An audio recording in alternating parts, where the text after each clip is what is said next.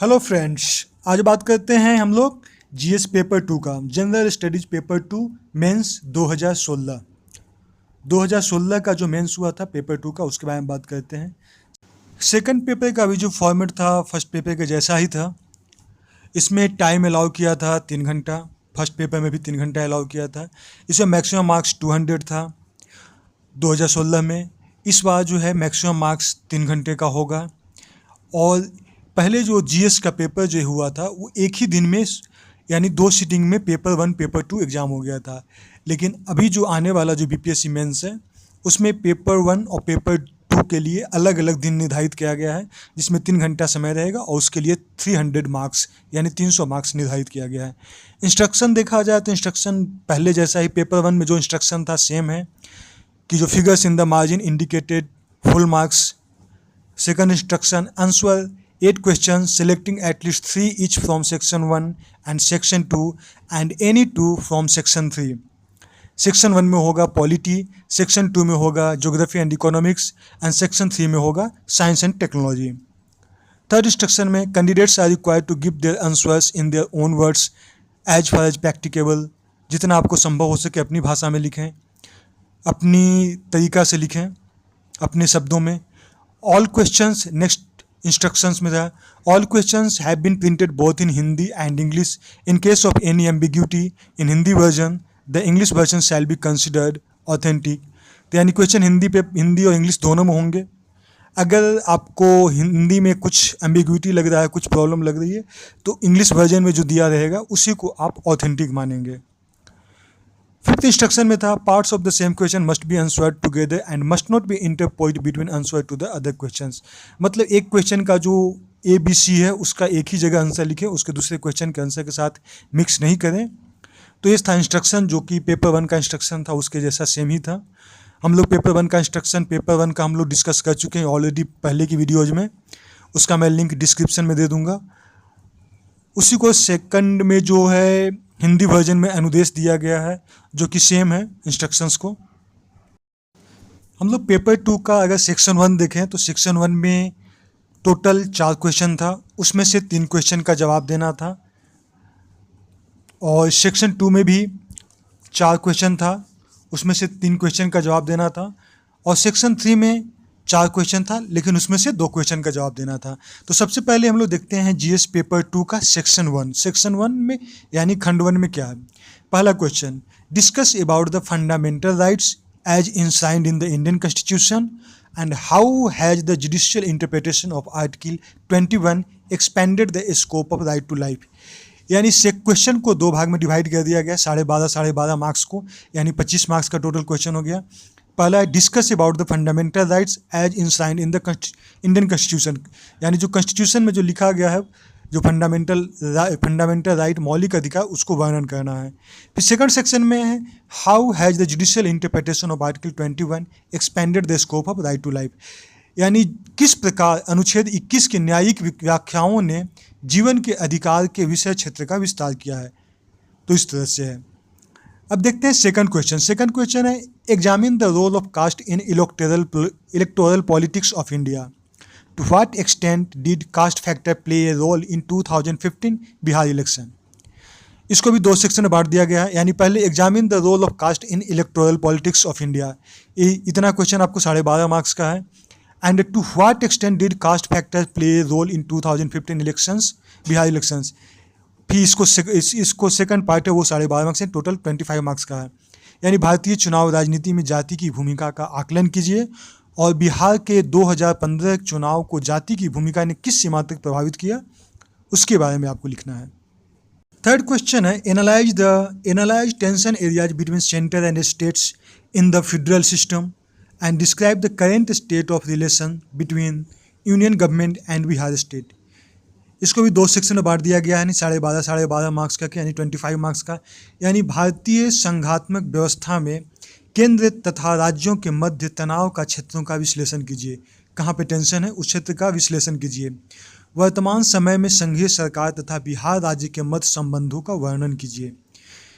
तो तीसरा क्वेश्चन भी 25 मार्क्स का हो गया। फोर्थ क्वेश्चन में था what is judicial review and critically examine about the doctrine of basic structure as initiated by the Supreme Court of India. यानी न्यायिक पुनरीक्षण से आप क्या समझते हैं और भारत के सर्वोच्च न्यायालय द्वारा प्रतिपादित मूल ढांचे के सिद्धांत को आलोचनात्मक वर्णन कीजिए, आप क्रिटिकली एनालिसिस करें।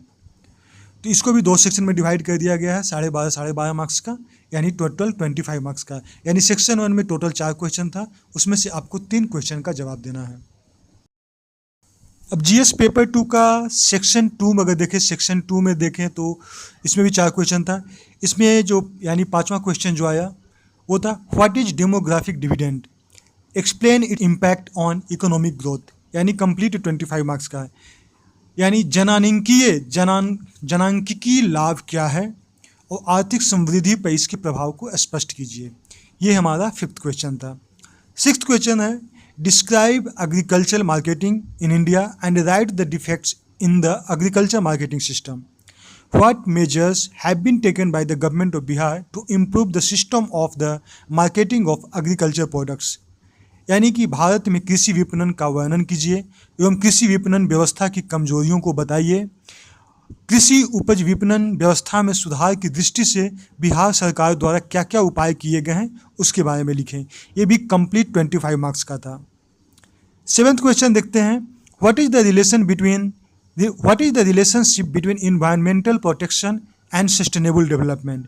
Write a short note on economic growth and environmental degradation in India. इसका मतलब हुआ कि पर्यावरण संरक्षण तथा धारणीय विकास में क्या संबंध है।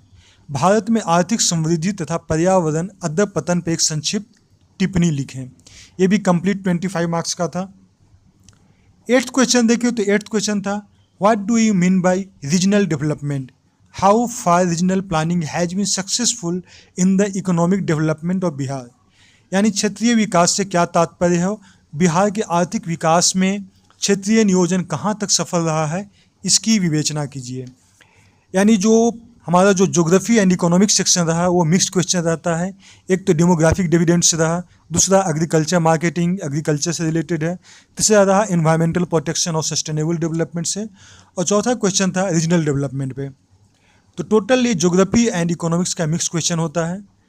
अब हम लोग इसमें भी 4 क्वेश्चन था, उसमें से हमें 3 क्वेश्चन का देना था मार्क्स, देना था आंसर, और सारे क्वेश्चंस इक्वल मार्क्स है, सभी का 25 नंबर है। अब हम लोग देखते हैं सेक्शन 3, जीएस पेपर 2 का सेक्शन 3। सेक्शन 3 में जो पहला क्वेश्चन यानी जो टोटल इस क्वेश्चन का जीएस पेपर 2 का जो 9th क्वेश्चन है वो है In comparison to other countries, India is well endowed with freshwater resources. Critically examine why it still suffers from water scarcity, and what role can the scientific management and technology play in overcoming this problem. Elucidate. अन्य देशों की तुलना में भारत में अलवन जल संसाधनों से सुसंपन्न है। समालोचन पूर्वक परीक्षण कीजिए कि क्या कारण है कि भारत इसके बावजूद जल प्रभाव से ग्रसित है। वैज्ञानिक प्रबंधन तथा तकनीकी का इस समस्या के निदान में क्या योगदान हो सकता है, इसकी व्याख्या कीजिए। यानी साइंस एंड टेक्नोलॉजी का पूरी तरह से इस्तेमाल क्या है, अप्लाइड क्वेश्चन है। और इसको क्वेश्चन बहुत ही सिंपल, बहुत ही वेल डिफाइंड वे में दिया है। कंपेरिजन इसमें कहना है कि अदर कंट्री जो है उसकी तुलना में हमारा फ्रेश वाटर रिसोर्स बहुत अच्छा है, फिर भी हम लोग वाटर स्कार्सिटी, वाटर की कमी से जूझ रहे हैं। हम लोग साइंटिफिक यानी साइंस एंड टेक्नोलॉजी इसमें क्या इंपॉर्टेंट रोल प्ले कर सकता है कि जो प्रॉब्लम्स है उससे हम लोग ओवरकम कर सकते हैं, उससे हम लोग बाहर आ सकते हैं। 10th क्वेश्चन था यानी सेक्शन 3 यानी साइंस एंड टेक्नोलॉजी का जो सेकंड क्वेश्चन यानी जीएस पेपर का जो 10th क्वेश्चन हुआ वो in order to fulfil the increasing energy demand in Bihar state suggest the scientific initiatives that you would like to introduce. यानी बिहार राज्य में जो बढ़ती ऊर्जा की आवश्यकताओं को पूरा करने के लिए उन वैज्ञानिक प्रयासों का सुझाव दीजिए जिन्हें आप लागू करना चाहेंगे। यानी आप अपना उस पर व्यू देखूँ कैसे आप वैज्ञानिक साइंटिफिक एफर्ट के थ्रू बिहार राज्य में जो बढ़ती ऊर्जा का जो डिमांड है उसको आप कैसे पूरा कर सकते हैं, इसके बारे में लिखना था। नेक्स्ट क्वेश्चन था 11th, critically discuss the positive and negative effects of globalisation in India. How can science and technology reduce negative effects, explain.